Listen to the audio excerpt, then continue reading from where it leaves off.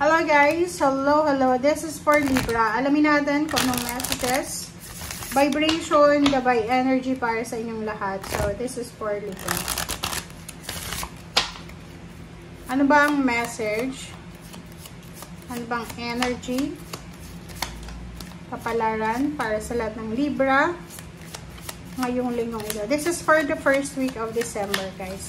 Alam niyo yung mga messages ngayon, this is parang energy message. Mga energy to mga nararamdaman yung emotion. Hindi ko alam kung bakit ganun. May mga tao ngayon na sobrang lungkot, may mga masasaya, pero lahat parang medyo stress. Okay?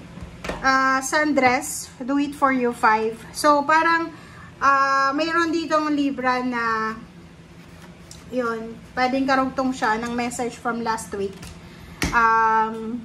May iba sa inyo dito na masyado kayong workaholic, diba? Marami kayong ginagawa, marami kayong trabaho, marami kayong iniisip, marami kayong kailangan tapusin. And etong first card na to, this is 25/7. Sinasabi ng barasa yon na be your own first priority. Sa linggong ito, maybe marami kang ginagawa, marami kang kailangan tapusin, obligasyon, but ang sabi ng barasa yun na maging dapat yung sarili mo daw ang gawin mong first priority. Huwag yung ibang tao. And do it for you, para daw sa'yo. May mga hobbies ka ba? Parang gano'n, may mga hobbies kayo or mayroon kayong mga gustong gawin na nakalimutan nyo ng gawin kasi pinaprioritize nyo yung ibang tao or maybe your family or someone else na kailangan yung balikan. May mga like yung iba, diba? Gusto nyong mag-zumba, gusto nyong mag-exercise, healthy lifestyle, gusto nyong mag-walking, mag-jogging, pero hindi nyo na nagagawa kasi ang dami-dami nyong obligations, duties and responsibilities. So, sinasabi ng barasa yun na siguro oras na para ibigay mo naman sa sarili mo yan. Okay? Libra. Kasi parang masyado ng pagod ka. Ang pakiramdam ko sa lahat ng barasa, sobrang pagod. Okay? Celeste. Oh, diba? May mga Libra na yun. It's either hindi mo magawa na lumipat ng trabaho, lumipat ng negosyo, ng bahay. Kasi kinoconsider mo yung mga tao sa paligid mo. But now, sabi ng barasa yun na yun, kailangan mo nang gawin. Ibigay mong priority yan. Halimbawa ikaw, gusto mong lumipat ng trabaho kasi ang layo ng bahay mo sa company na pinagtatrabahuan mo. Pero hindi mo ginagawa kasi alam mo na kailangan ka ng company na yon. So, sabi ng baraha na prioritize yourself. Okay? Kung gusto mong lumipat ng bahay, lumipat ng trabaho, there's a possibility na magiging masaya ka. Okay? This movement will usher in positive new energy. Diba? So, nasa tamang direction ka. Kung ano man yan na iniisip mong gawin mo siya. Okay, change of work, change of job, change of residence. Oh, sorry.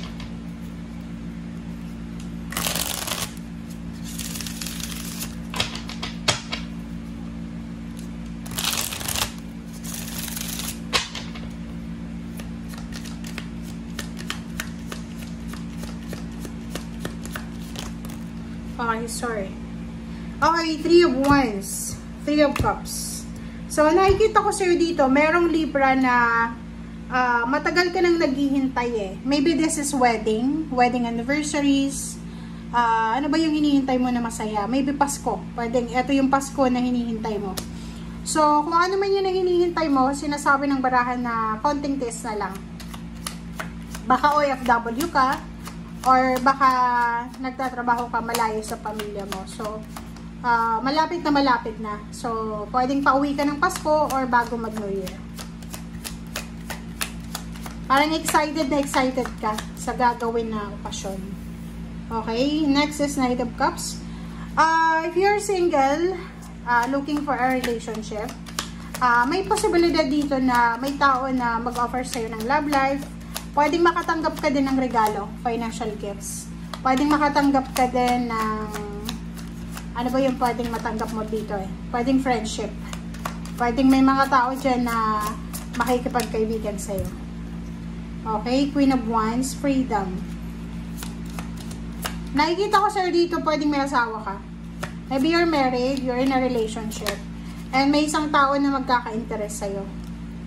Ang taong ito ay pwedeng tutulungan ka niya na makahanap ng trabaho, o yung taong yan ay tutulungan ka niya para maayos yung buhay mo.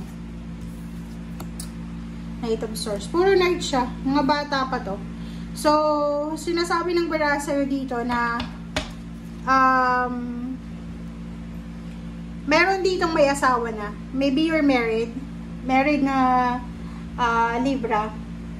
Pwedeng, ang magkaka-interest sa'yo, mga bata pa. Mga nasa below ng age mo. Age bracket mo.